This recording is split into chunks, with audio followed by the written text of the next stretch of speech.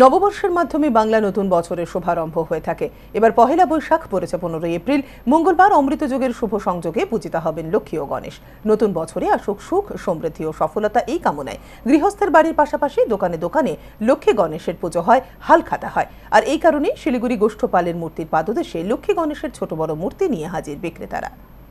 রাতপোহালি নববর্ষ পুরনো সব অশুভকে পেছনে ফেলে নব উদ্যমে নতুন করে পথ চলা প্রত্যেকটি বাঙালির। 1432কে স্বাগত জানাতে বাংলার ঘরে ঘরে ও দোকানগুলিতে আয়োজন হবে লক্ষ্মী গণেশের পুজোর। এই দিনে লাল কাপড়ে মুড়ে প্রথম পাতায় স্বস্তিক চিহ্ন এঁকে ব্যবসায়ীরা হালখাতা করেন। সেই সাথে বছরের শুরুর দিনই সমৃদ্ধি কামনায় তারা পুজো করে থাকেন লক্ষ্মী গণেশের।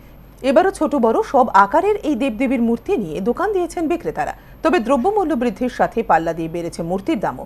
শিলিগুড়ির গোষ্ঠপালের মূর্তির পাদদেশে লক্ষ্মী গণেশের মূর্তি বিক্রি করতে আসা বিক্রেতারা জানান, এবছর বাজার মন্দা। বাজার এবছর অত ভালো নয়, মোটামুটি এখনো কিছু বোঝা যাচ্ছে না। মনে হয় হবে একটু বাজার আমাদের আশা আছে। আমরা দুদিন আগে থেকেই বসি। গত বছরের তুলনায় এবছর ব্যবসা বাজারের অবস্থা বেশি ভালো না, লোকের হাতে পয়সা করে নেই। এদিকে দাম বেড়ে গেলেও বাৎসরিক পুজো তো করতেই হবে, বক্তব্য ক্রেতাদের। গত বছরের থেকে এবছর একটু বেশি আছে, জিনিসের দামই তো বাড়ছে।